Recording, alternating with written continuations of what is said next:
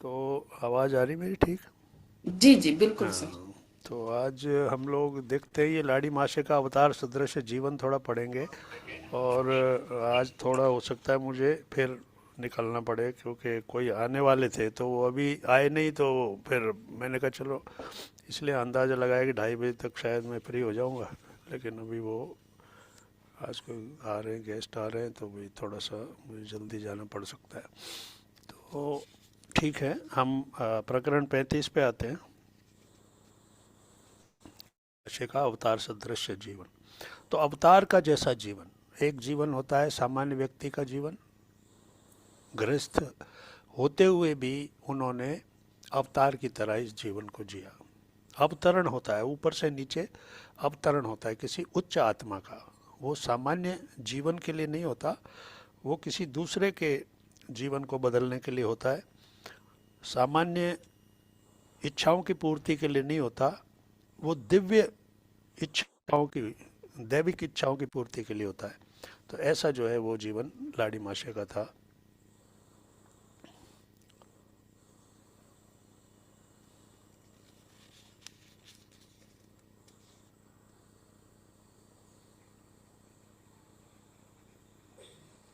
Sir मैं एक question करूं यहाँ पे। जी। जैसे कि आपने बताया कि जैसे जो अवतारी पुरुष होते हैं हम्म। जो कि दिव्य योजनाओं के हिसाब से आ, हम्म। अन्य आत्माओं के उद्धार के लिए जन्म लेते हैं। हम्म।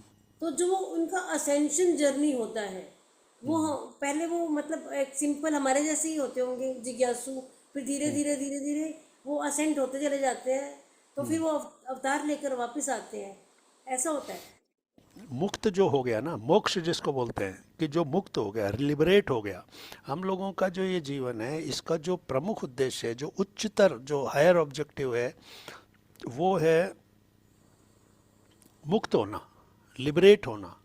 हमको बार बार अगर हम यहाँ आ रहे हैं तो इसका मतलब है कि एक परीक्षा में कोई स्टूडेंट फेल हो गया, फिर वो उसने वो दोबारा एग्ज़ाम दिया, फिर फेल हो गया, फिर एग्ज़ाम दिया, फिर फेल हो गया। हमारा बार बार यहाँ आने का मतलब है कि हम फेल हो रहे हैं, हम पास नहीं हो पा रहे हैं। और पास कब होंगे? जब हमारी समझ में बात आएगी, जो वो क्वेश्चंस और आंसर्स, जो जिन क्वेश्चंस के आंसर्स हम लिख रहे हैं वो हमारी समझ में नहीं आ रहे हैं, हम गलत आंसर लिख रहे हैं, तो हम फेल हो जाते हैं। फेल हो जाते हैं तो फिर वापस एग्ज़ाम देना पड़ता है, फिर पढ़ाई करनी पड़ती है, फिर 1 साल उसी क्लास में रहना पड़ता है। तो इसलिए ये जो हम बार बार जो जन्म लेते हैं, इसका अर्थ ये है कि ये जो पृथ्वी है ये एक स्कूल की तरह है। और जब हम फेल हो जाते हैं तो फिर उस स्कूल में फिर आना पड़ता है, फिर पढ़ना पड़ता है, फिर एग्ज़ाम देना पड़ता है। अब ये क्यों फेल होते हैं हम? क्योंकि हम अपने वास्तविक उद्देश्य को समझ नहीं पाते हैं। हम उस चीज़ को नहीं पकड़ पाते हैं कि मैं इस दुनिया में अगर आया हूँ तो मैं क्या सिर्फ अपनी इन इच्छाओं की पूर्ति के लिए आया हूँ? घूमना फिरना है, खाना पीना है, रिश्तों के बीच, रिश्तेदारों के बीच बड़ा अच्छा समय बिताना है, बच्चों को बड़ा करना है, ये वो पूरा जो जो हमारी सांसारिक गतिविधियाँ हैं, हम इसको अपने जीवन का लक्ष्य मान लेते हैं। लेकिन ये जो है जीवन का लक्ष्य नहीं। धर्म, अर्थ, काम और मोक्ष, 4 भाग हैं हमारे जीवन के प्रमुख, जिनमें हमको काम करना होता है। सबसे पहले धर्म यानी ड्यूटीज। तो ड्यूटीज के प्रति अवेयरनेस, कि मेरा जीवन में मेरे जो काम है वो मुझे क्या दिए गए हैं। तो ये समय के साथ बदलते रहते हैं। जैसे एक आप छोटा बच्चा होता है, वो पढ़ने लगता है, तो उसका क्या है, छात्र धर्म हो गया, विद्यार्थी है वो, विद्या लेना उसका धर्म हो गया। तो पढ़ना और गुरुओं की बात मानना, खेलने कूदने में अपने शरीर को स्वस्थ रखना, तो ये उसका उस वक्त का धर्म है।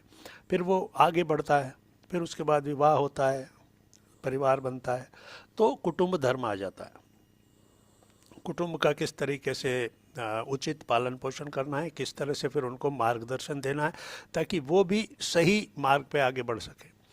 उसके लिए जो धन का अर्जन करना है, तो धन का अर्जन उचित तरीकों से करना है, गलत तरीके के पैसा लगा के पे खर्च नहीं करना है। तो ये मतलब जो अगले स्टेज हो गई अर्थ और काम। धर्म, धर्म हो गया चीज़ को समझना, मेरी ड्यूटीज़ क्या क्या हैं। तो पहला पार्ट हो गया एज ए स्टूडेंट, शिक्षा लेनी है, पढ़ना है। फिर उसके बाद विवाह हो गया तो ये अर्थ और काम, यानी धन अर्जन करना है और इच्छाओं की पूर्ति करनी है, सभी तरह की जो इच्छाएं होती हैं वो पूर्ण होती हैं। अब ये जब तीन चीज़ें हो जाती है, ये तीन चीज़ें जो है हमारे नीचे के तीन जो चक्र हैं इनके अंदर जीवन रहता है, मूलाधार, स्वादिष्ठान और मणिपुर। तो हमारी चेतना जो है ये तीन नीचे के चक्रों में रहती है जब हम इन चीज़ों में लगे रहते हैं। उसके बाद फिर जो हमारा अगला भाग आता है वो आता है मोक्ष, धर्म अर्थ काम और मोक्ष। ये जो मोक्ष है, ये लिबरेशन जो है, यही असली काम है। यहाँ से फिर हमारी चेतना आती है अनाहत, यानी कि इन नीचे के तीन चक्रों को छोड़कर अनाहत में आती है, अनाहत से फिर विशुद्धि में जाती है, फिर हमारे आज्ञा चक्र और सहस्त्रार चक्र। सहस्त्रार चक्र में जब अगर चेतना आ गई तो उसको कहते हैं लिबरेशन, लिबरेट हो गया, यानी चेतना अब नीचे की सभी चीज़ों को छोड़कर उच्चतम शिखर पर पहुंच गई। अगर हमको माउंट एवरेस्ट पे चढ़ाई करनी है तो नीचे हम कितना भी चढ़ते चले जाएं, अल्टीमेटली एम तो हमारा उसकी चोटी पर पहुंचना ही है। अगर हम चोटी से थोड़ा भी नीचे रह गए तो भी असफल हो गए। तो इसलिए जब ये सहस्त्रार चक्र पर चेतना आ जाती है तो ये मतलब लिबरेशन हो गया, मुक्त हो गया। मुक्त हो गया का मतलब है कि उसने अब ज्ञान की अग्नि में उसके सारे कर्म दग्ध हो गए। अब वो कर्मों से बंधा हुआ इस दुनिया में नहीं आएगा। वो फेल जो होता था बार बार, फिर जो नई इच्छाएं और कामनाएं लेकर जाता था और वापस फिर उनकी पूर्ति के लिए आता था, उनसे वो मुक्त हो गया। जैसे ही वो सहस्त्रार चक्र में चेतना आती है वो ये समझ जाती है कि ये जो संसार है ये झूठ है, माया है, इसके साथ मेरा कोई रिश्ता नहीं है।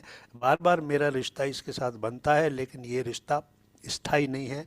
मेरी जो मूल चेतना है जो अनंत से आती है, जो इस संसार की, इस पृथ्वी की वासी नहीं है, वो किसी और जगत की, किसी और लोक की, वहाँ उसका स्थायी घर जो है वो वहाँ कोई और लोक है, वहाँ से वो ये पृथ्वी लोक पे आती है, यानी घर वो है और पढ़ने के लिए यहाँ आती है, ये स्कूल है।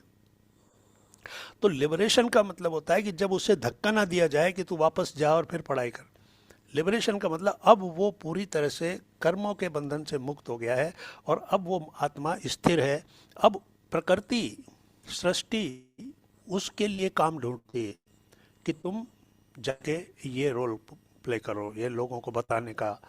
तो इस तरीके से फिर वो लोग यहाँ आते हैं और वो मुक्त लोग होते हैं, जीवन मुक्त उनको कहा जा सकता है कि वो जीवन में है पर जीव से मुक्त हो चुके हैं। इस प्रकार की ये जो मानसिक स्थिति, जो अध्यात्म के मार्ग पर चल के जो उच्चतर शिखरों पे जो लोग पहुंचते हैं वो फिर जाके इन स्थितियों में पहुंचते हैं।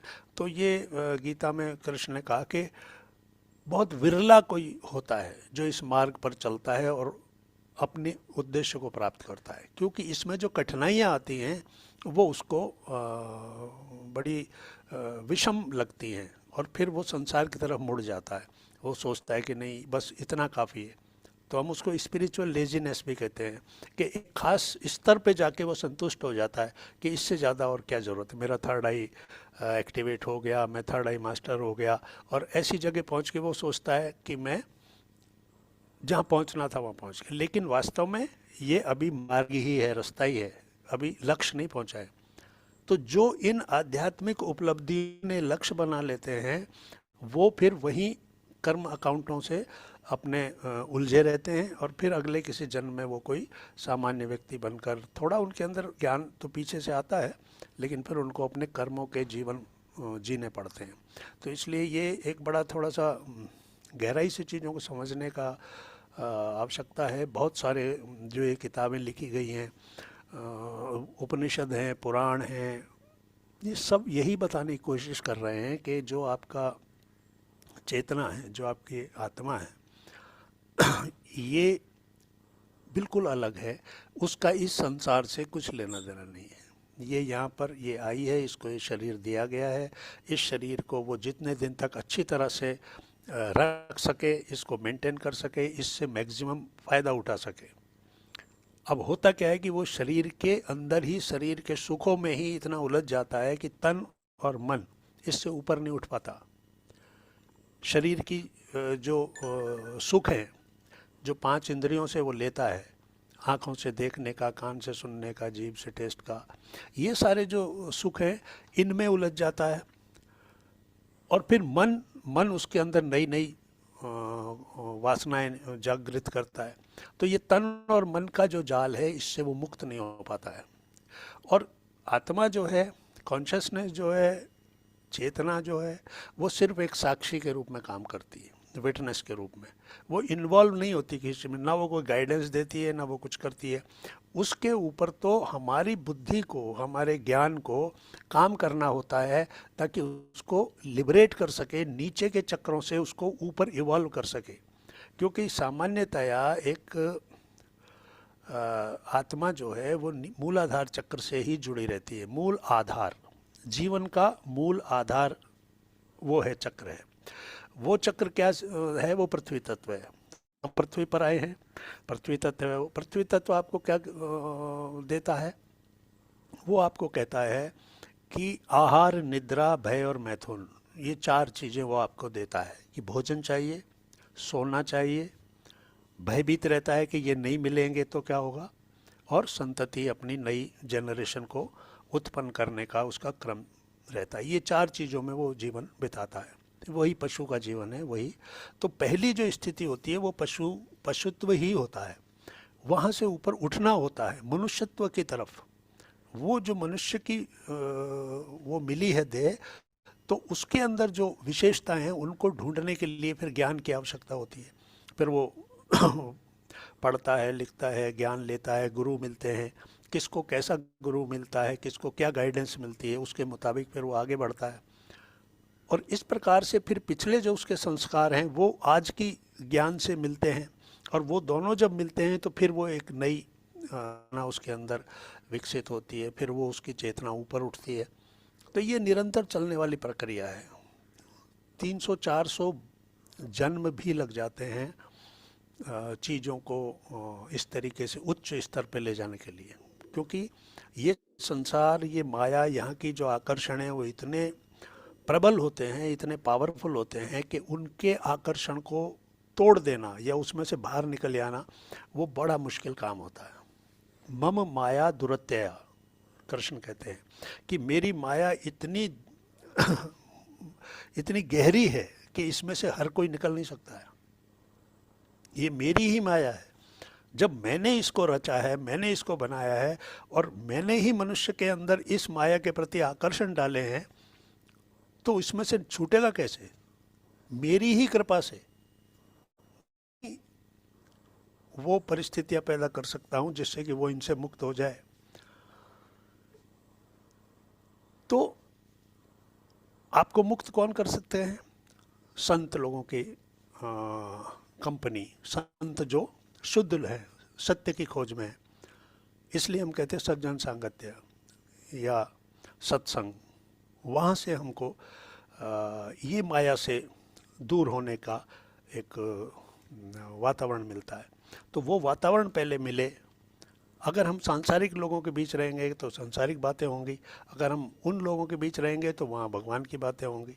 फिर वो वहाँ पर जो वो स्थितियाँ आती हैं, तब उसके अंदर चेतना आती है, तब उसको लगता है कि एक दूसरा रास्ता भी है। जो रास्ता जिस पर मैं अभी तक चलता रहा हूँ उसके अलावा दूसरा रास्ता भी है।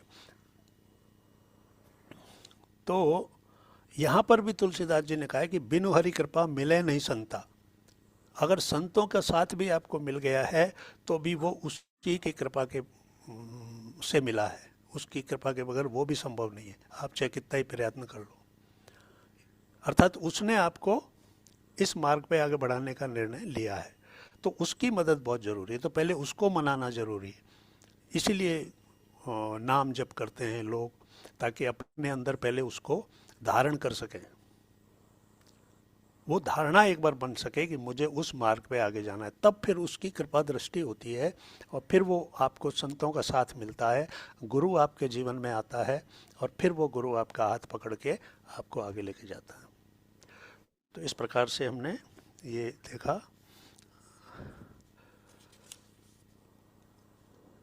तो इसके अंदर लाड़ी माशे का जो जीवन है, इसके अंदर शुरू का जो कुछ भाग है वो तो ईसा मसीह के जीवन से संबंधित और बातें हैं, तो हम उससे थोड़ा आगे चलेंगे। और रानीखेत के पास जो थोड़ा समय का मिलन हुआ था गुरु जी के साथ, तो उन्होंने अपने पास नहीं रखा अपने प्रिय शिष्य को, बल्कि जगत के अंदर अपना कार्य पूरा करने के लिए छोड़ दिया, क्योंकि उनको इस संसार के लिए इस दुनिया में भेजा गया था और आत्मा उनकी चैतन्य थी, प्रकाशित थी, एनलाइटेंड थी। तो ऐसे लोगों को, ऐसी आत्माओं को दूसरी आत्माओं को चैतन्य करने का कार्य दिया जाता है। तो इसलिए वो चाहते थे कि वो गुरु के पास रहें, लेकिन गुरु जी ने कहा कि जब तुम्हें मेरी आवश्यकता होगी तो मैं आ जाऊंगा। तो अब एक 1861 में ही काशी के एक छोटे से कोने में एक महान आध्यात्मिक पुनरुत्थान का श्री गणेश हुआ। महान आध्यात्मिक पुनरुत्थान, क्रिया योग की जो एक पूरे जगत में जो एक खुशबू फैली, तो ये हुई थी काशी के एक छोटे से कोने में। सामान्य व्यक्ति तो इससे पूरी तरह अनभिज्ञ था, क्योंकि सामान्य व्यक्ति को इन चीज़ों से कोई मतलब नहीं होता। हर कोई अपने रोजगार, काम धंधे में और लगा रहता है, अपने घर परिवार में रहता है। तो सामान्य व्यक्ति को तो इससे कोई जानकारी इस प्रकार की नहीं थी।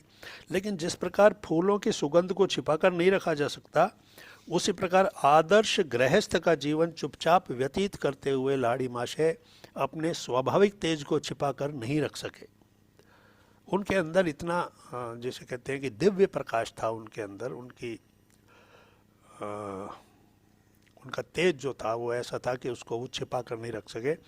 और भारत के कोने कोने से लोगों को पता चलने लगा कि इस प्रकार एक जीवन मुक्त सदगुरु एक जो हैं आए हैं, जीवन मुक्त, जो जीवन की सामान्य जो से मुक्त होकर जीवन का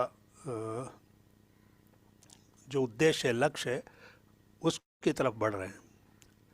तो लाड़ी माशे को प्यार से आनंद मगन बाबू कहने वाले अंग्रेज ऑफिस सुपरिंटेंडेंट के ध्यान में सबसे पहले ये बात आई कि उनके कर्मचारी में कोई अज्ञात श्रेष्ठ परिवर्तन आ रहा है।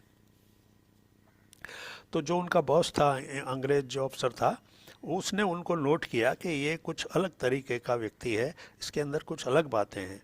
और यही बात फिर उनको जीवन में, उस अंग्रेज अफसर के जीवन में बड़ी आश्चर्यजनक घटना हुई कि एक दिन वो बहुत चिंतित बैठा था और इन्होंने पूछा कि आप क्यों इतने दुखी हैं। तो उसने कहा कि इंग्लैंड में मेरी पत्नी बीमार है और मुझे बहुत चिंता हो रही है। तो लाड़ी माशे वहाँ से चले गए और एकांत स्थान में बैठकर उन्होंने अपने शरीर को वहीं छोड़ा और खुद से शरीर जो है वो इंग्लैंड पहुँच गए और वहाँ उसकी पत्नी से को चेक किया, देखा कि उसकी हालत में सुधार हो रहा है और वो कोई पत्र लिख रही है अपने पति को। तो ये बात आके यूँ कहीं बता दिया कि आपकी पत्नी की स्थिति ठीक है और वो आपको पत्र लिख रही हैं और पत्र में ये बातें लिख रही। तो वो पत्र कुछ दिन बाद आ गया और जब उसने पढ़ा तो बड़ा हैरान हुआ कि वही बातें जो उन्होंने बताई थी वो पत्र में लिखी हुई थी। और कुछ ही दिन बाद जब वो पत्नी उनकी आई यहाँ भारत में, तो लाड़ी माशा को देखते ही हैरान हो गई और आश्चर्य से बोली कि इन्हीं को मैंने अपनी बीमारी की अवस्था में मेरे पलंग के पास खड़े हुए देखा था। तो इस प्रकार से कितनी ही दूरी हो चाहे इस पूरी दुनिया में, ये जो जीवन मुक्त महापुरुष होते हैं ये शरीर में बंधे हुए नहीं रहते हैं। ये अनंत की यात्रा कभी भी कैसे भी अपनी इच्छा से कर सकते हैं और वहाँ जाकर फिर एक शरीर धारण कर लेते हैं। ये इनकी इच्छा से होता है। तो इनकी इच्छा का इतना पावरफुल होती है कि जैसी चाहते हैं वैसी ये काम को कर सकते हैं। तो इंग्लैंड जाके वापस आ गए, वो सिर्फ 5-10 मिनट इन्होंने ध्यान लगाया और वो करके आ गए। तो इस प्रकार की जिनको चमत्कार, जैसे हम जैसे लोगों के लिए एक चमत्कार है, लेकिन जो आध्यात्मिकता के अंदर बहुत गहराई में डूबे हों उनके लिए एक सामान्य सी बात है। जैसे एक क्रिकेट का कोई बहुत बड़ा खिलाड़ी है, उसके लिए एक बहुत तेज बॉल आ रही है तो वो उसके लिए सामान्य सी बात है, वो उसको इजीली हैंडल कर लेगा। एक सामान्य व्यक्ति अगर बैट लेके खड़ा होगा तो बॉल आएगी तो वो नहीं उसको संभाल पाएगा, नहीं घबरा पाएगा, उसके लिए वो चमत्कारिक बॉल है। तो जो व्यक्ति जिस चीज़ के अंदर गहरे डूबा हुआ है उसके लिए वो चीज़ें सामान्य सी बात है। तो इसलिए लाड़ी माशे वहाँ होकर आ गए और इस प्रकार से उन्होंने उनको बताया। उसके बाद उन्होंने क्या किया कि वहाँ पर क्रिया योग की दीक्षा उन्होंने देना शुरू, और अपने व्यावसायिक और पारिवारिक उत्तरदायित्वों को तो पूरा कर ही रहे थे। व्यावसायिक यानी अपने ऑफिस जाना और परिवार की चीज़ों की देखभाल करना, और फिर उन्होंने सामाजिक उत्तरदायित्व जो है वो था सभी लोगों को आध्यात्मिकता का ज्ञान देना। तो उन्होंने जो है छोटी छोटी पाठशालाएं शुरू करवाई, और काशी का बंगाली टोला मोहल्ला जो है वो शायद आज भी है बंगाली टोला मोहल्ला, वहाँ पर जो है एक बड़े हाई स्कूल के विकास में सक्रिय उन्होंने योगदान दिया था। और गीत साप्ताहिक सभाओं में जो बाद में गीता सभा के नाम से प्रतिष्ठित हुई, महान गुरु अनेक जिज्ञासुओं को शास्त्रों का अर्थ समझाते थे। तो इस प्रकार से उन्होंने अपनी जो आध्यात्मिक ज्ञान था उसमें सभी लोगों को शामिल करना शुरू कर दिया।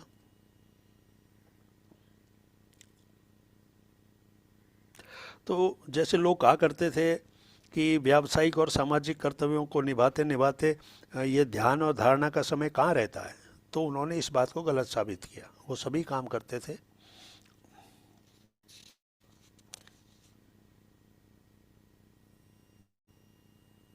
और कोई भी इनके पास पहुंच सकता था, किसी प्रकार का कोई रोक टोक नहीं थी। जिसको भी इनसे कुछ सीखना था वो सीधे इनसे मिल सकता था। और साक्षात परमात्मा के आसन पर विराजमान होते हुए भी, यानी वो शक्तियां सारी उनके अंदर थी जो परमात्मा की शक्तियां हैं, उनसे सीधे वो मिल गए थे। तो वो शक्तियां उनके अंदर थी, उन परमात्मा के आसन पर वो विराजमान होते हुए भी वो बिना किसी भेदभाव के सभी लोगों का आदर करते थे। जब उनके भक्त उन्हें प्रणाम करते तो वे भी उत्तर में उन्हें नमस्कार करते, और अगर कोई उनके पैर छूने की कोशिश करता तो वो भी पलट के उसके पैर छू लेते थे, और वो कभी किसी को अपना पांव छूने नहीं देते थे। और हर धर्म के लोगों को क्रिया योग दीक्षा का दान लाड़ी महाशय के जीवन की एक उल्लेखनीय विशेषता थी। उन्होंने केवल हिंदू नहीं बल्कि सभी तरह के हर धर्म के लोगों को इसका ज्ञान दिया।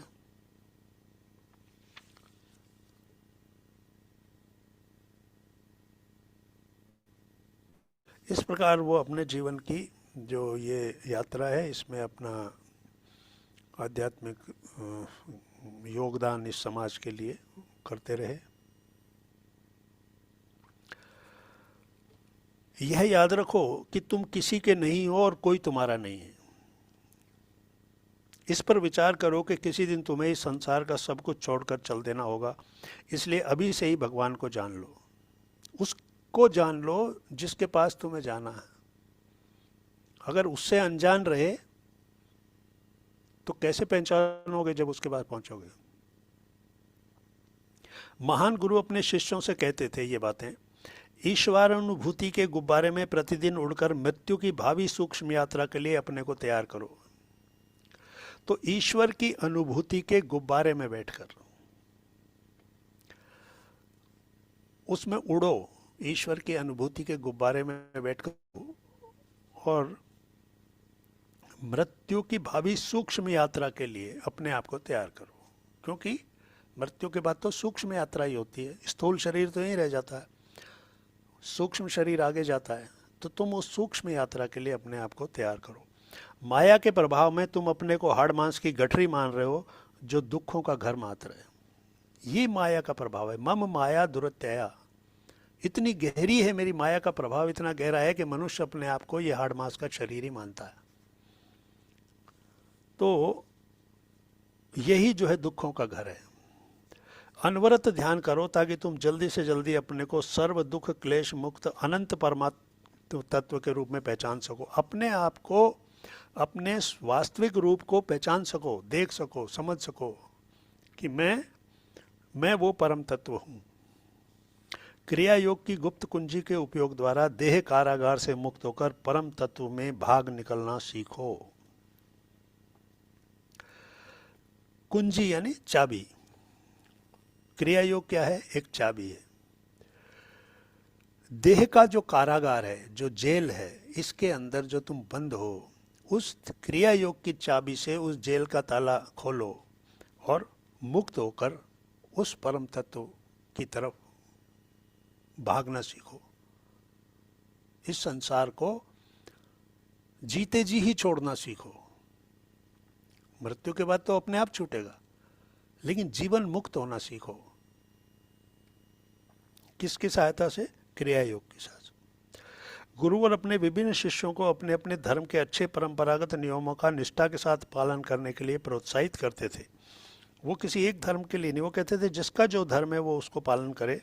मुक्ति की व्यावहारिक प्रविधि के रूप में क्रिया योग के सर्व समावेशक स्वरूप के महत्व को स्पष्ट करने के बाद फिर लाहिड़ी महाशय अपने शिष्यों को अपने अपने वातावरण एवं पालन पोषण के अनुसार अपना जीवन जीने की स्वतंत्रता देते थे। तो इसलिए वो कहते थे कि जैसा भी जिसका जीवन है वो वैसा ही करे, लेकिन क्रिया योग का अभ्यास करे। वे कहते थे जिसका जैसा धर्म है और जिस धर्म में जो कुछ बताया जाता है वो उसका पालन करे। लाहिड़ी महाशय अत्यंत विचार पूर्वक अपने अनुयायियों को उनके स्वाभाविक प्रवृत्तियों के अनुसार भक्ति योग, कर्मयोग, ज्ञान योग या राजयोग के मार्ग पर चलाते थे।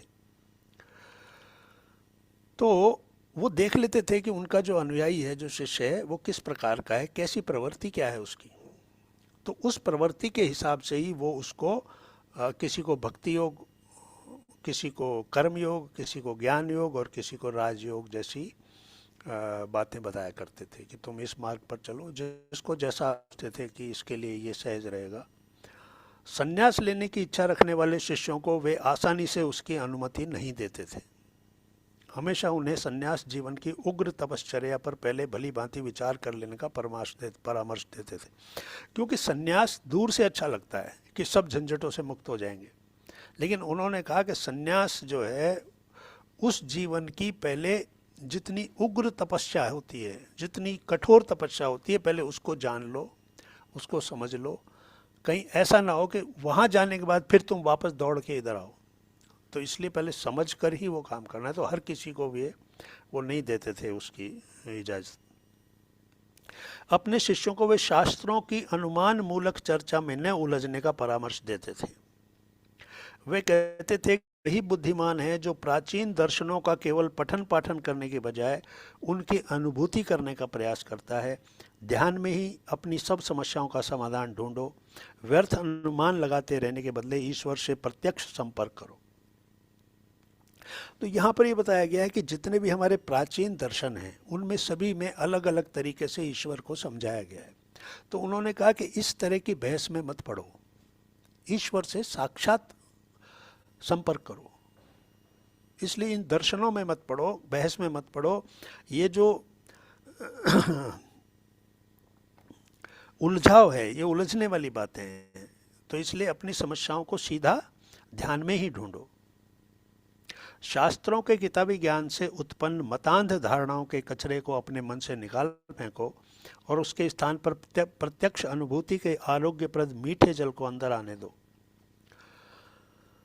तो इस किताबी ज्ञान के अंदर जो भी मन के अंदर जो तुम्हारे अंदर भर गया है ना, कि ये किसी मत के प्रति अंधा अनुकरण, नहीं ये सच है, नहीं ये गलत है, ऐसा सही, ऐसा ये मार्ग ठीक है, वो मार्ग गलत है, ये ऐसा, इन सब से हट जाओ और प्रत्यक्ष अनुभूति, ईश्वर की प्रत्यक्ष अनुभूति को ध्यान के माध्यम से अपने भीतर आने दो।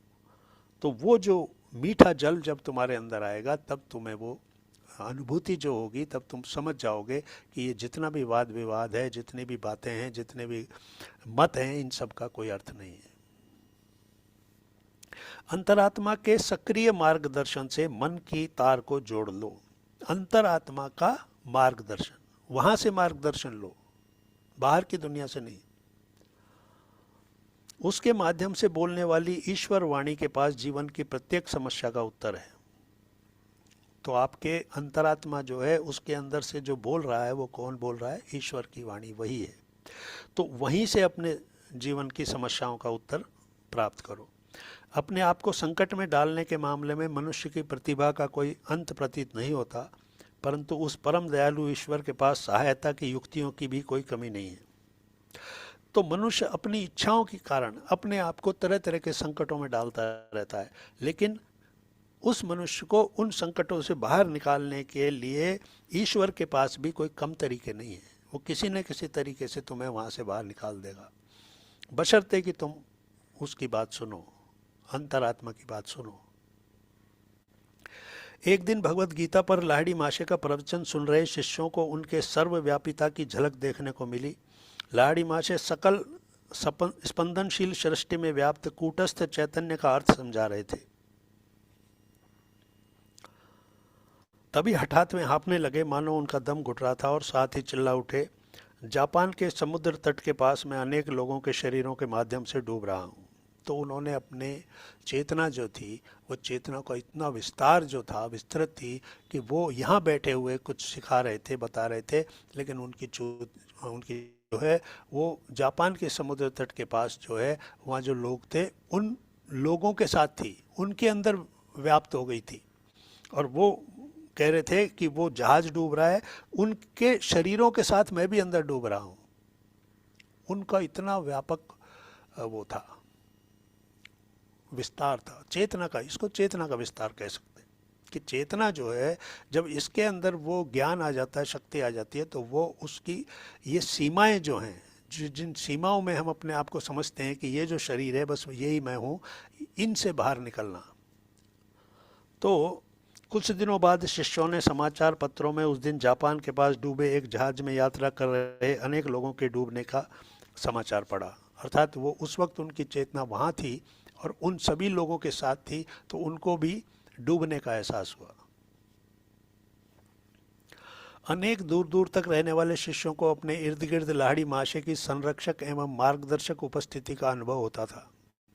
जो लोग दूर रहते थे, बहुत दूर दूसरे शहरों में, लेकिन वो लाहिड़ी माशे से मिलकर जाते थे, उनसे ज्ञान लेकर जाते थे, तो वो भी अपने आसपास उनकी उपस्थिति को महसूस करते थे, क्योंकि वो व्यापक थे, वो किसी एक जगह नहीं रहते थे। तो जब एक ईश्वर का उपासक उनके साथ उनको जानने वाला, उनके साथ संबंध स्थापित कर लेने वाला एक सामान्य मानव व्यक्ति, जब इतनी शक्तियां उसके अंदर आ सकती हैं कि वो अपने आप को कहीं भी ले जा सकता है, तो फिर स्वयं जो ईश्वर है उसकी शक्तियों का क्या अंदाजा लगाया जा सकता है? वो क्या नहीं कर सकता? तो जो शिष्यगण परिस्थितिवश उनके पास नहीं रह सकते थे, उन्हें लाहिड़ी माशे सांत्वना देते हुए कहते थे, जो क्रिया का अभ्यास करते हैं उनके पास मैं सदैव रहता हूँ। तो क्रिया का अभ्यास करने वाले जो शिष्य होते थे उनके वो आसपास ही रहते थे। तुम्हारी अधिकाधिक व्यापक बनती जाती आध्यात्मिक अनुभूतियों के माध्यम से मैं परम पद प्राप्त करने में तुम्हारा मार्गदर्शन करूंगा। तो निरंतर तुम इस काम में लगे रहो, मैं तुम्हारा मार्गदर्शन अंत तक करूंगा, परम पद प्राप्त करने तक तुम्हारा मार्गदर्शन करूंगा। यही सच्चा गुरु का जो है भाव होता है। लाहिड़ी माशे के एक मुख्य शिष्य श्री भूपेंद्र नाथ सान्याल ने बताया कि 1892 ईस्वी में जब वे किशोरावस्था में थे तो काशी जाने में असमर्थ होने के कारण उन्होंने आध्यात्मिक उपदेश के लिए लाहिड़ी माशे से प्रार्थना की। लाहिड़ी माशे ने उनके स्वप्न में आकर उन्हें दीक्षा दी। बाद में किशोर भूपेंद्र नाथ काशी गए और वहाँ उन्होंने लाहिड़ी माशे से दीक्षा लेने के लिए अनुरोध किया। लाहिड़ी माशे ने उत्तर दिया, मैंने स्वप्न में तुम्हें पहले ही दीक्षा दे दी है। वो स्वप्न में जो दीक्षा दी थी उसको ये पहचान नहीं पाए, पकड़ नहीं पाए, इसलिए स्वयं गए और उन्होंने जब वो कहा कि मुझे दीक्षा, तो उन्होंने कहा वो मैं काम पहले कर चुका हूँ। तो हर तरीके से सिर्फ मन में भी किसी के भाव आया कि मुझे ये चीज़ चाहिए तो वो किसी न किसी तरह वहाँ पहुँच जाते थे और उसको वो देते थे। इतना जुनून था उनके अंदर था कि जो भी क्रिया योग के बारे में जानना चाहता है, उसको सीखना चाहता है, वो तुरंत उसको देने के लिए तैयार रहते थे। यदि कोई शिष्य किसी सांसारिक दायित्व की उपेक्षा करता तो लाड़ी माँ उसे प्यार से समझाकर रास्ते पर ले आते। कि कहीं इस तरह की बातों में आकर, जैसे कि मैं तो क्रिया योग करता हूँ मैं, तो वो सांसारिक चीज़ों से दूर ना हो जाए, तो उसको समझाते थे कि सांसारिक बात भी ज़रूरी है।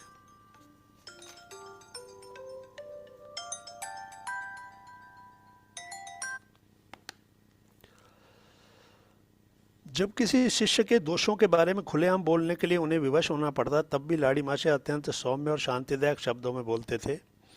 श्री युक्त ने एक बार मुझे बताया, फिर विचारमग्न होते हुए आगे कहा कि कोई भी शिष्य कभी हमारे गुरुदेव की फटकार से बचने के लिए भागा नहीं। यानी गुरुदेव जब डांट लगाते थे तो वो सहर्ष उसको स्वीकार करते थे, जो भी शिष्य होते थे। मैं अपनी हंसी को रोक नहीं सका, परंतु मैंने सच्चे हृदय से अपने गुरु को विश्वास दिलाया कि तीखा हो या कोमल, उनका हर शब्द मेरे कानों के लिए मधुर संगीत के समान है। तो योगानंद जी कहते हैं कि वही भाव मेरे मन में आया अपने गुरु युक्तेश्वर जी के लिए कि वो भी मुझे इसी तरह से फटकारते हैं, लेकिन फिर उन्होंने कहा कि आपकी हर फटकार, हर शब्द मेरे लिए मधुर संगीत के समान है।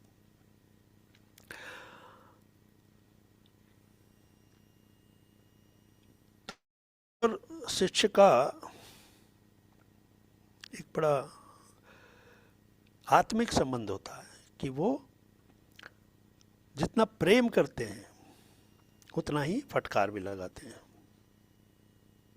तो इसके लिए हम कबीर दास जी के उस दोहे को याद कर सकते हैं कि गुरु कुम्हार शिष्य कुंभ है, घड़ी घड़ी काढ़े खोट, अंतर हाथ सहार दे बाहर मारे चोट चोट। तो वो फटकारना, डांटना, वो सब बाहर से।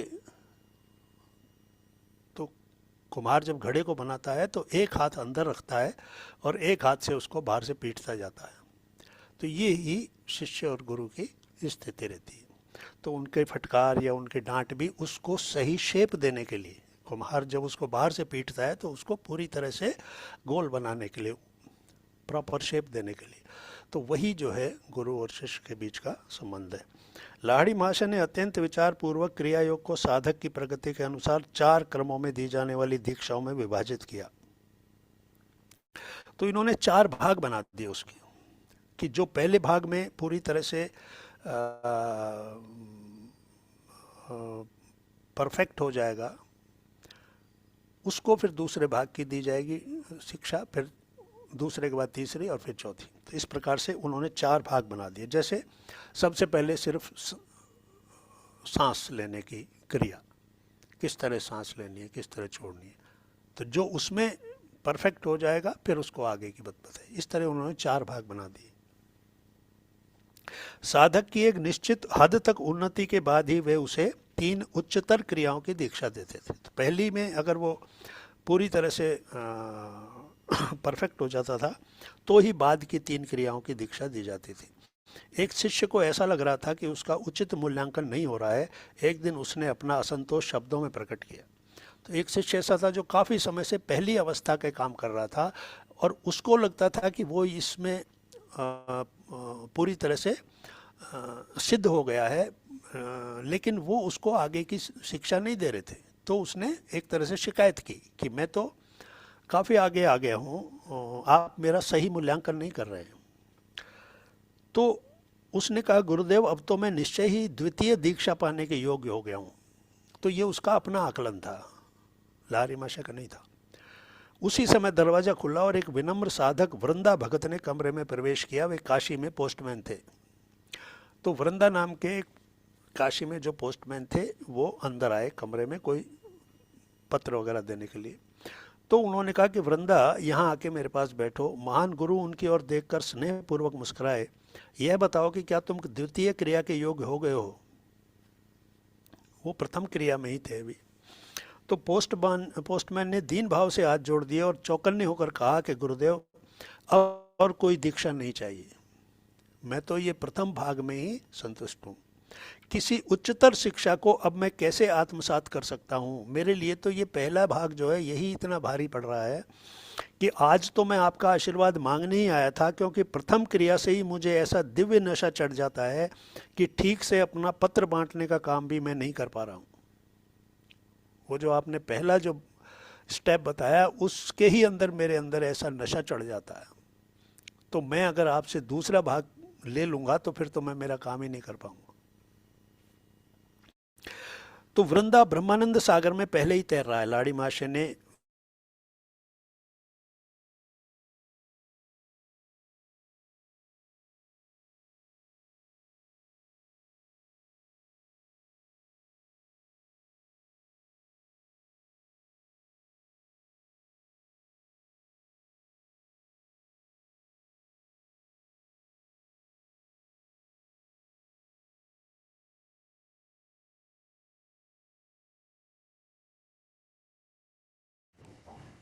आप लोगों को भी आवाज नहीं आ रही है सर की? हाँ मैम, नहीं आ रही है। सर अभी स्टॉप हो गए हैं अभी।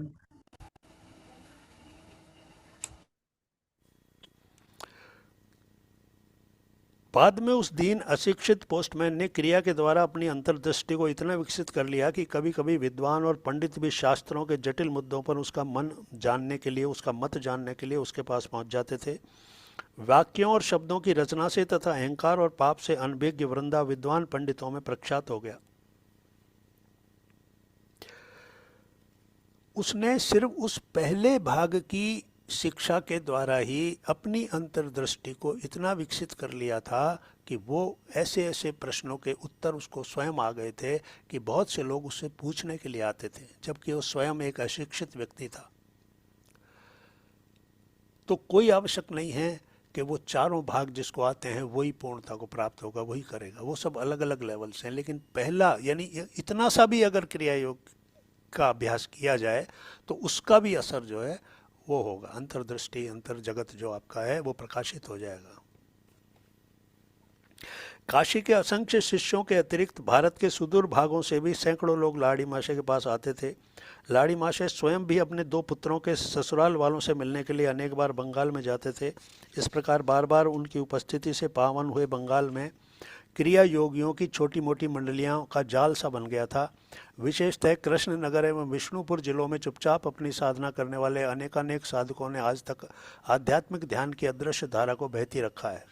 तो ये दो ज़िले हैं वहाँ के, बंगाल के, कि वहाँ पर छोटी छोटी, क्योंकि वहाँ दोनों के वो थे, ससुराल थे उनके बच्चों के, तो वहाँ वो जाया करते थे और इस तरह वहाँ उन्होंने छोटी छोटी बहुत सारी मंडलियाँ बना दी जो क्रिया योग का ध्यान करते हैं। लाड़ी माशे से क्रिया दीक्षा प्राप्त करने वाले अनेकानेक संतों में काशी के प्रख्यात स्वामी भास्करानंद सरस्वती तथा देवघर के अत्यंत उच्च कोटि के तपस्वी बालानंद ब्रह्मचारी भी थे। कुछ समय के लिए लाड़ी माशे काशी के महाराज ईश्वरी नारायण सिंह बहादुर के पुत्र के निजी शिक्षक भी रहे थे। उनके आध्यात्मिक उपलब्धियों को पहचान कर महाराज एवं उनके पुत्र दोनों ने लाड़ी माशे से क्रिया दीक्षा ली। महाराज ज्योतिन्द्र मोहन ठाकुर ने भी उनसे दीक्षा ली।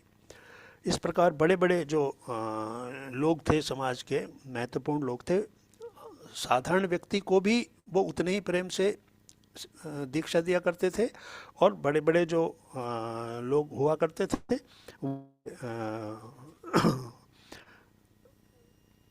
आसानी से उनसे दीक्षा ले लेते थे। लाड़ी माशे के अनेक शिष्य समाज में ऊंचे ऊंचे स्थानों पर थे और वे प्रचार द्वारा क्रिया योग का प्रसार करना चाहते थे, परंतु लाड़ी माशे ने इसकी अनुमति नहीं दी। वो जो शिष्य थे वो कहते थे कि इसका और प्रचार होना चाहिए, पर उन्होंने कहा कि नहीं, ऐसे नहीं होगा। एक शिष्य काशी नरेश के राज्य वैद्य थे। तो उस वक्त जो काशी नरेश थे, काशी का जो राजा था, उसका राज्य वैद्य एक जो वो इनके शिष्य थे। उन्होंने लाड़ी माशे को काशी बाबा नाम देकर उस नाम का प्रसार करने का संगठित प्रयास किया। काशी बाबा के नाम से उनका नाम का प्रचार करने लगे, तो लेकिन लाड़ी माशे ने इस बात के लिए उनको मना कर दिया कि मेरा व्यक्तिगत रूप से कोई प्रचार नहीं किया जाएगा। वे कहते थे कि क्रिया योग पुष्प की सुगंध को स्वाभाविक रूप से अपने आप फैलने दो, मेरा बीच में कोई जिक्र नहीं होना चाहिए। इसकी सुगंध, ये वो ज्ञान है कि इसकी सुगंध अपने आप चारों तरफ फैलेगी। क्रिया योग का बीज आध्यात्मिक दृष्टि से उर्वरा हृदय भूमियों में निश्चित रूप से जड़ पकड़ेगा। तो जो आध्यात्मिक दृष्टि से जागृत हृदय हैं,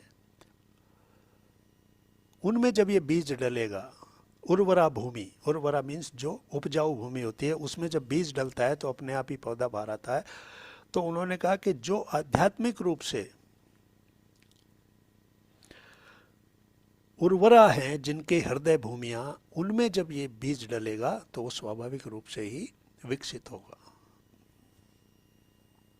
लाड़ी माशे ने संगठन या मुद्रणालय के आधुनिक माध्यम से प्रचार करने की पद्धति का अवलंबन नहीं किया, तथापि वे जानते थे कि उनके संदेश की शक्ति रोकी न जा सकने वाली बाढ़ की भांति उमड़ पड़ेगी और अपने शक्ति वेग से मानव मनों में घुस जाएगी। उनके शिष्यों का परिवर्तित और शुद्ध हुआ जीवन क्रिया की अमर अपार शक्ति का प्रत्यक्ष प्रमाण था। तो उनके समय में ये क्रिया योग का जो ज्ञान था इतनी तेजी से फैल रहा था कि उसके लिए किसी प्रकार की कोई प्रचार की आवश्यकता नहीं थी, अखबार वगैरह में, मुद्रणालय यानी प्रेस में छापने की, और उसकी कोई ज़रूरत नहीं थी। केवल वो एक से दूसरे की तरफ जो फैल रहा था, तो वो बाढ़ की भांति जो है वो जानते थे कि ये उमड़ पड़ेगी एक दिन, ये ज्ञान की जो इच्छा है लोगों की। तो रानीखेत में दीक्षा ग्रहण करने के 25 वर्ष बाद सन 1886 ईस्वी में लाड़ी माशे पेंशन पर रिटायर हो गए। अब दिन में भी उनके उपलब्ध होने के कारण उनके पास आने वाले भक्तों की संख्या में अधिकाधिक वृद्धि होती गई। अब महान गुरु अधिकांश समय निश्चल पद्मासन में मौन बैठे रहते थे। वे सदा अपने छोटे से बैठक खाने में ही बैठे रहते थे। यहाँ तक कि कभी टहलने जाने या घर के दूसरे हिस्सों में जाने के लिए भी वे शायद ही कभी वहाँ से उठते थे। गुरु के दर्शन के लिए शिष्यों के आगमन का क्रम लगभग अखंड रूप से चलता रहता था।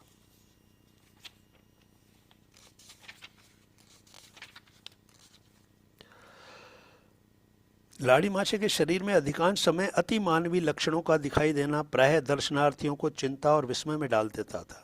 जैसे श्वास रहितता, अति मानवीय लक्षण। अति मानवीय लक्षण का मतलब जो मानवीय लक्षण होते हैं उससे अलग, जैसे बैठे हुए हैं लेकिन सांस नहीं ले रहे हैं, ऐसा लग रहा है कि ये मतलब जीवित हैं कि नहीं हैं। तो वो जो दर्शनार्थी बैठे रहते थे वो बड़े विस्मय में पड़ जाते थे। जैसे श्वास रहित, अपनी सांस लेना बंद कर दिया। कभी कभी निद्रा रहित बैठे हुए हैं और कई कई दिन गुजर गए, निद्रा रहित हो गए। नाड़ी और हृदय की धड़कन का रुक जाना, घंटों तक पलकें झपकाए बिना शांत आंखों का खुला होना, और उनके चारों ओर शांति का प्रगाढ़ वलय होना। उनके चारों ओर गहरी शांति रहती थी। जो भी वहाँ बैठ जाता था उसके अंदर भी वो शांति महसूस होती थी। वहाँ से लौटने वालों में कोई ऐसा नहीं होता था जो दिव्य प्रेरणा से भारित ना हुआ, और जो भी वहाँ से लौटता था उसके अंदर एक दिव्य भाव पैदा हो जाता था। सभी को ये ज्ञान हो जाता था कि उन्हें एक सच्चे भगवत स्वरूप संत का मौन आशीर्वाद प्राप्त हो गया। तो जो भी उनके पास बैठ के जाते थे उनको वो आशीर्वाद मिलता था। उनके अंदर भगवत प्रेरणा से आध्यात्मिकता की ओर मुड़ने का एक उसको संदेश मिलता था। बाद में लाड़ी माशे ने अपने एक शिष्य पंचानन भट्टाचार्य को कोलकाता में आर्य मिशन इंस्टीट्यूट नाम से एक योग केंद्र स्थापित करने की अनुमति दी। यह केंद्र कुछ जड़ी बूटियों की यौगिक औषधियाँ वितरित करता था, और उसने बंगाल में भगवत गीता का प्रथम सस्ता सुलभ संस्करण प्रकाशित किया था। हिंदी और बंगाली में प्रकाशित यह आर्य मिशन गीता हजारों घरों में पहुंची। तो एक संस्था थी जो बड़ा अच्छा काम कर रही थी। वो आयुर्वेदिक दवाओं को भी वितरित किया करती थी, और उन्होंने भगवत गीता का भी हिंदी और बंगाली में प्रकाशन किया था और घरों में पहुंचाया था। तो उस संस्था को उन्होंने कहा कि तुम आर्य मिशन इंस्टीट्यूट नाम से योग केंद्र स्थापित करो। साधारणतया लोगों को विभिन्न रोगों के निवारण के लिए लाड़ी माशे प्राचीन परंपरा के अनुसार नीम का तेल देते थे। जब वे किसी शिष्य को तेल निकालने के लिए कहते तो वह शिष्य आसानी से तेल निकाल लेता था। अन्य कोई यदि वह तेल निकालने का प्रयास करता तो उसके सामने विचित्र बाधाएं खड़ी हो जाती थी। जैसे जब वह आसवन के लिए आवश्यक प्रक्रिया पूरी करता तो उसे दिखाई देता कि पूरा तेल ही भाप बनकर उड़ चुका है। स्पष्ट है कि गुरु का आशीर्वाद उस प्रक्रिया में आवश्यक तत्व था। तो एक विशेष प्रकार से नीम का तेल वो बनवाते थे, और उसमें उनकी खुद की भी जो है उनका अपना आशीर्वाद भी उसमें शामिल होता था, इसलिए बड़ा इफ़ेक्टिव होता था वो तेल।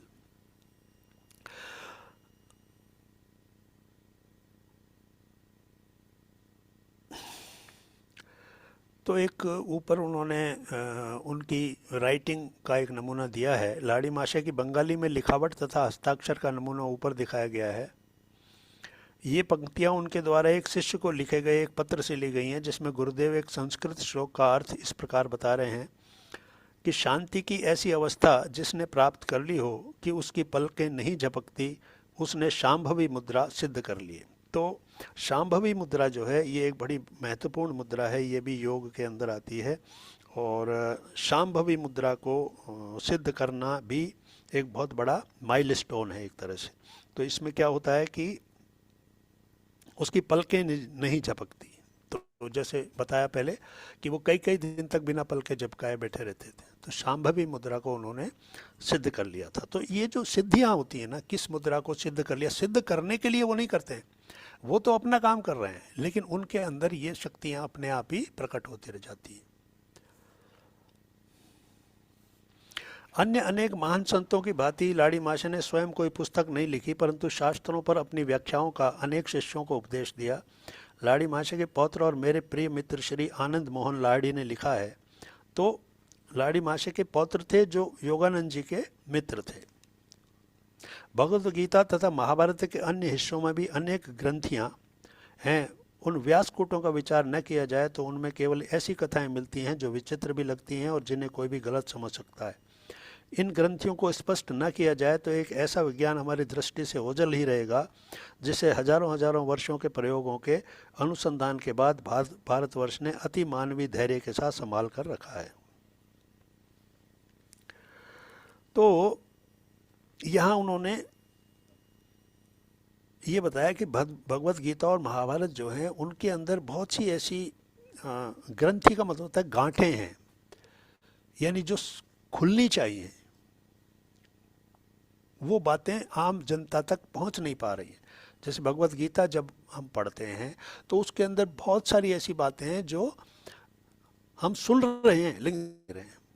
तो उन्होंने कहा कि ऐसी ग्रंथियां हैं, ऐसी गांठें हैं जो कि खुलनी चाहिए, ये आम व्यक्ति ताकि उस ज्ञान से परिचित हो सके। तो उनको अगर सही ढंग से नहीं समझाया गया तो कोई इनका गलत अर्थ लगा सकता है या जैसा चाहे वैसा अर्थ लगा सकता है। इन ग्रंथियों को स्पष्ट करना जरूरी है। और भारतवर्ष ने अति मानवीय धैर्य के साथ इस ज्ञान को संभाल कर रखा हुआ है।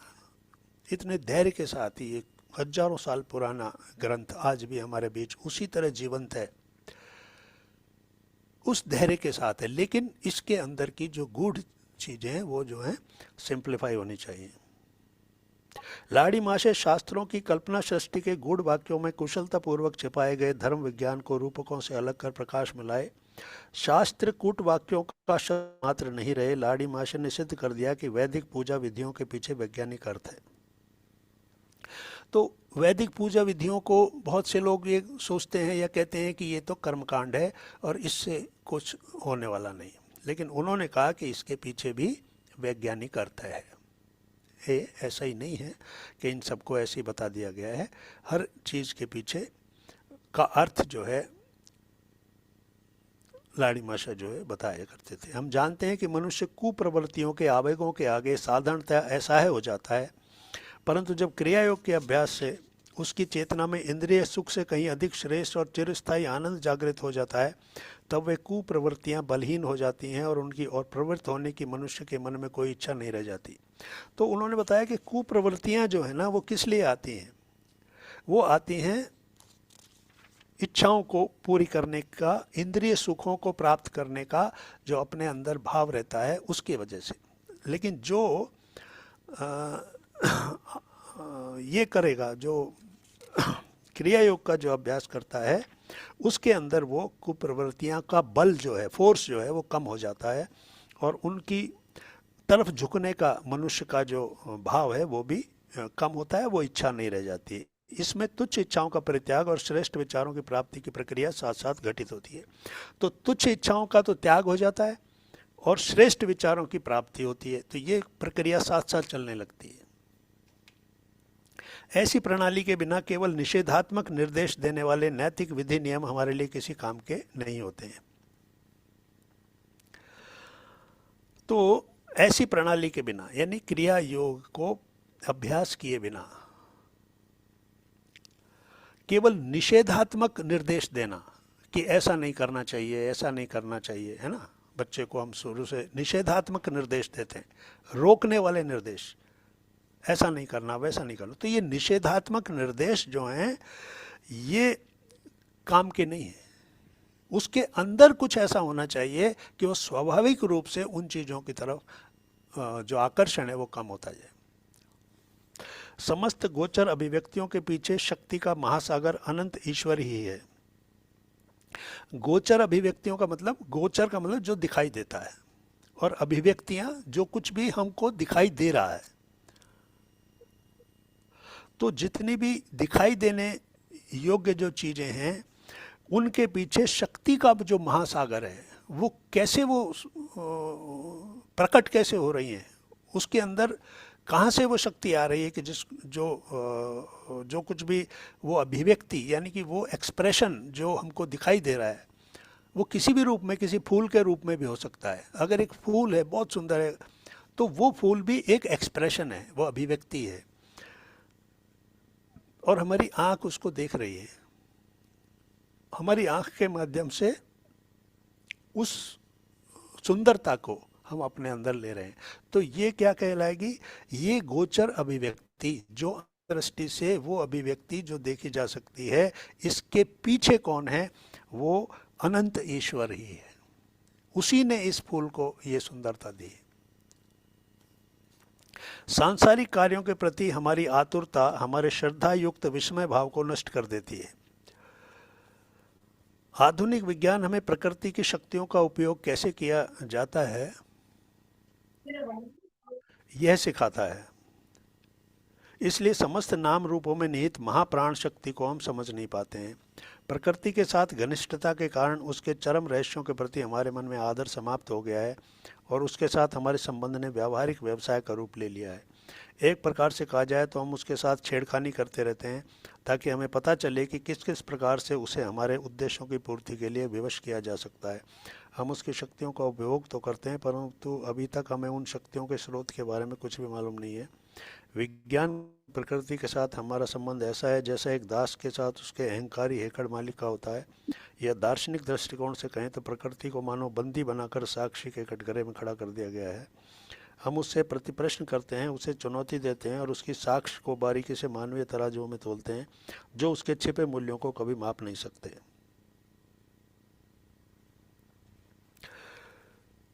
तो ये इस सृष्टि का, इसके अंदर जो भी कुछ घट रहा है, प्रकृति के अंदर जो कुछ भी हो रहा है, प्रकृति के जो रहस्य हैं, वो सब जो है उनके प्रति हमारी जो निष्ठा है, वो आदर जो है हमारे अंदर समाप्त हो गया है और हमने सिर्फ उसके साथ एक व्यावहारिक व्यवसाय का रूप ले लिया है और हम उसके साथ छेड़खानी करते रहते हैं अपने व्यावसायिक हितों के लिए। एक पेड़ है, बहुत खूबसूरत है, ईश्वर की अभिव्यक्ति है, लेकिन उसकी लकड़ी हमारे लिए बहुत कीमती है, तो हमारे व्यावसायिक हित के लिए हम उसको नष्ट कर देते हैं, काट देते हैं। तो इसलिए हमने जो है उसके अंदर उसके साथ हमने जो हमारा प्रेम का जो संबंध है, आदर का संबंध है, उसको हमने मिटा दिया ताकि हमारे उद्देश्यों की पूर्ति हो सके।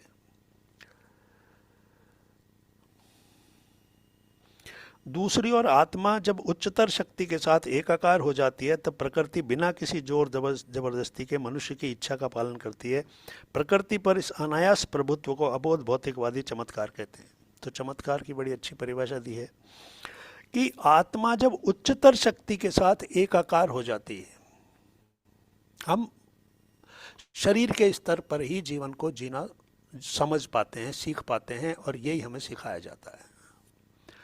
लेकिन आत्मा के स्तर पर जब हम काम करने लगते हैं, जब क्रियायोग जैसी किसी ज्ञान को अपने का अभ्यास करते हैं, तो हम क्या करते हैं, उस उच्चतर शक्ति के साथ एक हो जाते हैं।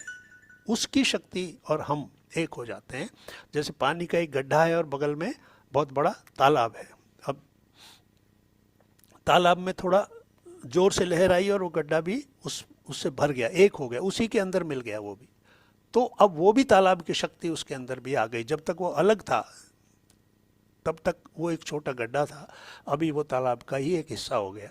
तो इसलिए उसी तरह जब हमारी जो चेतना है वो उस उच्चतर शक्ति के साथ एक हो जाती है, तब ये प्रकृति बिना किसी जोर जबरदस्ती के, आप प्रकृति से ही लेना चाह रहे हो ना, कहीं लकड़ी के रूप में, कहीं किसी ईंधन के रूप में, कहीं किसी और चीज़ के रूप में, कहीं भोजन के रूप में, आप प्रकृति का ही दोहन करते हो।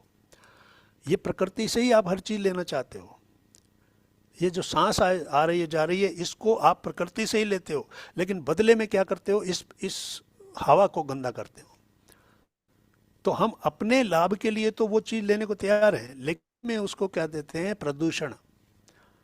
हम इस बात की बिल्कुल चिंता नहीं करते कि ये प्रकृति जो हमें निरंतर सांस फ्री में दे रही है, इसको बदले में हम क्या दे रहे हैं। तो हम इसके अंदर तरह तरह का कारखानों का धुआं और ये जो भी पोल्यूशन और ये सब देते हैं। तो प्रकृति कभी आपसे कुछ नहीं कहती, वो अपने लेवल पर आप जो भी कर रहे हो उसको स्वीकार कर रही है। तो इस प्रकार से प्रकृति जो है उसके साथ अगर जोर जबरदस्ती ना भी की जाए, उससे चीज़ें हासिल करने के लिए उसका नुकसान ना भी किया जाए, तो भी मनुष्य की इच्छा का पालन करने के लिए वो हमेशा तैयार रहती है। वो कब होगा, जब आपके अंदर की जो आत्मा जो है वो उच्चतर शक्ति के साथ एक हो जाती है। इसीलिए कहते हैं ना कि योगियों को, सन्यासियों को, इनको कभी कहाँ पहाड़ों में रहते हैं, हिमालयों में रहते हैं, कौन इनको भोजन देने जाता है, कहाँ ये कहाँ से क्या मिलता है, दूर दूर तक कोई कुछ नहीं वहाँ जीवित रहते हैं। क्यों? क्योंकि वो जो आत्माएं हैं वो उच्चतर शक्ति के साथ एकाकार हो चुकी होती है। प्रकृति पर इस अनायास प्रभुत्व को अबोध भौतिकवादी चमत्कार कहते हैं। तो अब ये जो प्रकृति के ऊपर ये जो प्रभुत्व जमाने की जो होड़ लगी हुई है, प्रकृति के ऊपर प्रभुत्व जमाने की, नई नई खोजें करके, नया कुछ करके प्रकृति को वश में करने की जो ये होड़ चल रही है, और उसको जो है फिर ये भौतिकवादी लोग जो है चमत्कार कहते हैं कि देखो ये कैसा चमत्कार है। प्रकृति की ही शक्तियों को खोज कर आसमान में हवाई जहाज उड़ रहे हैं। तो जब हवाई जहाज नहीं था उस वक्त कोई भी उसको चमत्कार बोलेगा कि ये कैसा चमत्कार है, आसमान में लोहा जो है, इतना भारी लोहा उड़ रहा है, तो ये चमत्कार है। लेकिन ये प्रकृति के ऊपर प्रभुत्व का परिणाम है। तो आज हम इसको यहीं छोड़ेंगे, मुझे कुछ काम था, मैंने पहले ही आपसे कहा था कि बीच में शायद जाना पड़ सकता है। जी जी सर, कोई नहीं। तो ये थोड़ा सा बचा है, एक पेज और है, इसको थोड़ा मैं आज फास्ट भी चल रहा हूँ, तो अभी थोड़ा सा बचा है, इसको हम कल कर लेंगे। तो अभी आज मुझे आप इजाज़त दें, क्योंकि बाहर कोई आ गए हैं, उनको मैं अटेंड करूँगा। जी सर, बिल्कुल। तो ठीक है, मैं लीव करता हूँ, आप लोग कंटिन्यू करें, ध्यान वगैरह जो भी है ना। जी जी कल सर। कल मिलते हैं फिर, हैं? जी, बहुत बहुत धन्यवाद सर, जी, आप थैंक यू सभी को। सबकी आवाज नहीं आ रही, लोगों को सुनाई दे रहा है क्या? सर अभी लीव कर गए हैं आज, चूंकि उनकी व्यस्तता थी, फिर भी अपना समय सर दे रहे थे। ये जो एक पेज बच गया है, इसको सर कंप्लीट करेंगे कल, है ना? सर तो बहुत ही ये सारा, जैसे कि रीड करते हैं ना पुस्तक, वो पूरा सब कर रहे हैं। पूरी तरह से ऐसा लगता है कि मुझे तो लगता है कि घटनाएं सामने नहीं, कि लाहिरी महाशय बैठे हुए हैं, उनके सामने बहुत सारे शिष्य बैठे हुए, और लाहिरी महाशय का तो एक ही फोटो अभी तक जो कहते कि उन्होंने एक ही फोटो खिंचवाया था, और वही फोटो ही बस जब भी देखिएगा ना उनकी वही उस तरह से बैठी हुई पद्माश्री में पद्मासन में बैठी हुई फोटो है। कोई और कुछ अगर आज सर के ज्ञान के बारे में नींद कहें। आने लगी तो हमने सोचा बुक ही निकाल के एक एक लाइन पर ध्यान देते हैं, सर कैसे रीड करा रहे हैं। मेरे साथ भी देखती हूँ कि जब बहुत ज्यादा तन्मयता से सुनती हूँ ना तो लगता है कि अब आंखें बंद हो रही है। नींद से आने लगता है।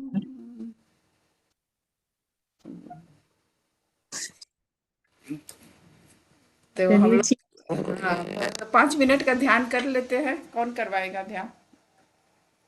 ज्योति जी आप ही करवाओ आज। ठीक है।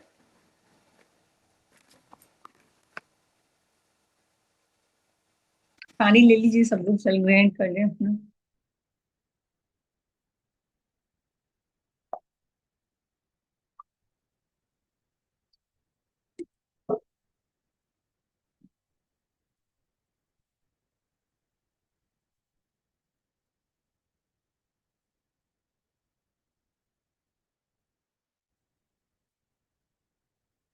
जो लोग चश्मे पहने हुए हैं चश्मे को उतार लें और अपने सहज ध्यान की अवस्था में बैठ जाएं, अपने तीनों लोगों को लगाते हुए, और अपनी आती और जाती हुई श्वासों पर ध्यान केंद्रित करें।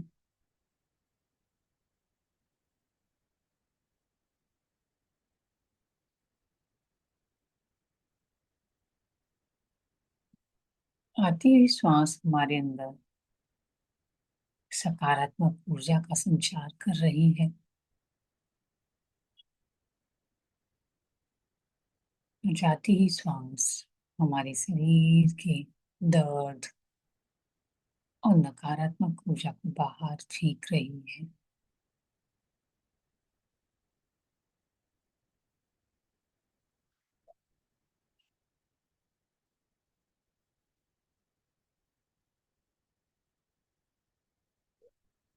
श्वासों के माध्यम से हम अपने प्राण ऊर्जा को ग्रहण करते हैं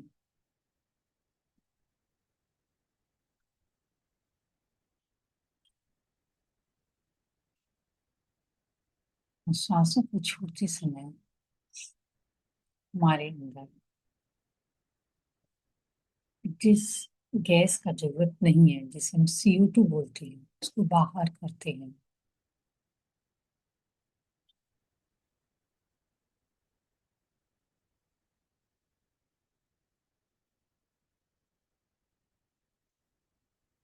धीमे से अपने ध्यान को सहसा के ऊपर केंद्रित करेंगे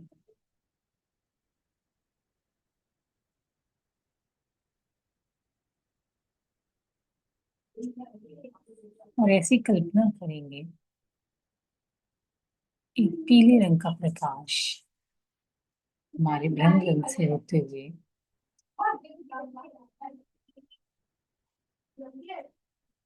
हमारे आज्ञा चक्र,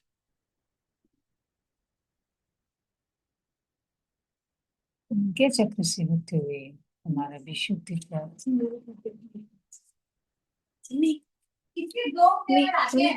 विशुद्धि चक्र से होते हुए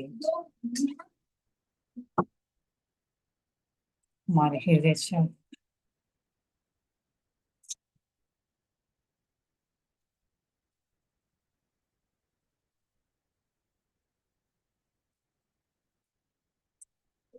हृदय चक्र से होते हुए हमारा मणिपुर चक्र, और ये पीले रंग का प्रकाश मणिपुर चक्र से होते हुए हमारे स्वादिष्ठान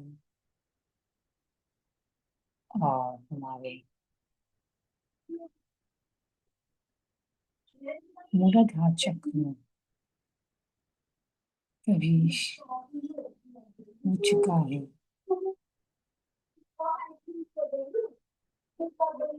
हमारे सारे चक्रास एक अलाइन में हो चुके हैं और सभी चक्रास के अंदर एक पीले रंग का प्रकाश जगमगा रहा है। यही पीले रंग का प्रकाश हमारे शरीर, हमारे चक्रास से होते हुए हमारे शरीर की जो नाड़ियों के अंदर प्रवेश कर रहा है नाड़ियों से प्रत्येक सेल्स के अंदर ये प्रकाश भर रहा है। हमारा शरीर जगमग हो रहा है। पूरे शरीर के अंदर एक दिव्य प्रकाश भर गया है।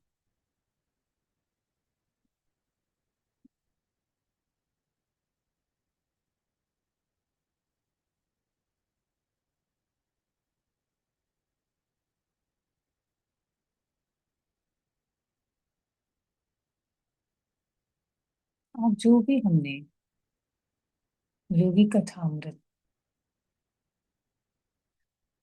पुस्तक का अध्ययन किया, उसका पूरा ज्ञान हमारे मस्तिष्क में बैठ चुका है।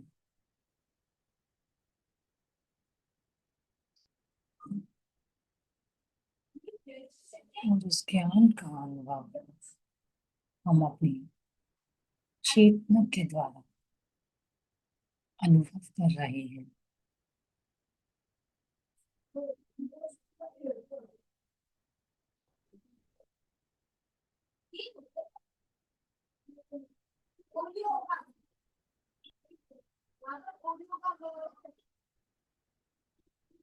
इस पुस्तक के द्वारा हमको आध्यात्मिक गुणों को कैसे विकसित करना है, ये जानने का अवसर हमको मिल रहा है।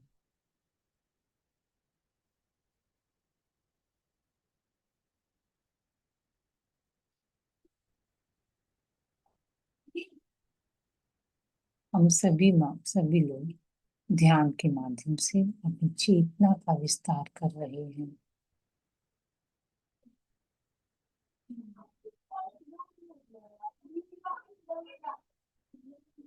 30 सेकेंड्स हम मौन में रहेंगे।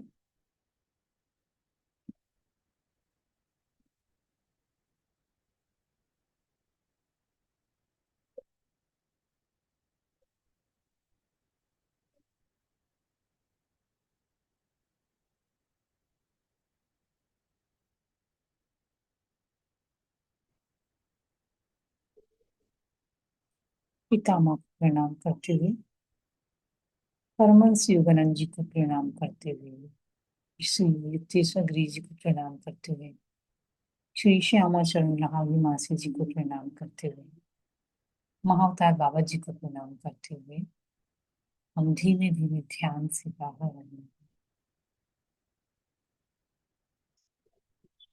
और अपने शरीर को अनुभव करते हुए अपने हाथों पैरों के ऊपर हिलाते हुए अपने आसपास के वातावरण को महसूस करते हुए हम इस समय को धन्यवाद करेंगे।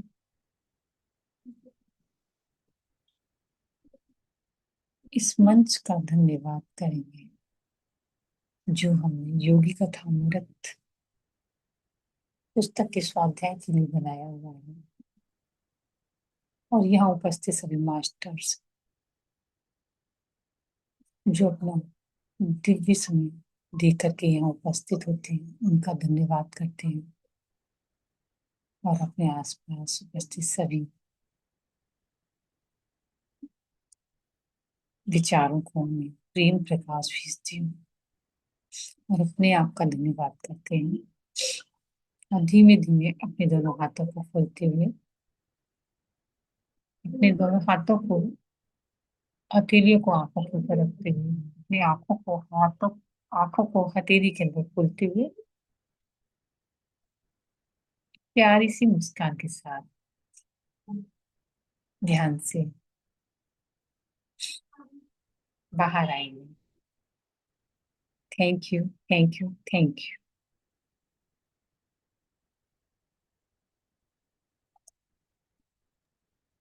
धन्यवाद ज्योति जी।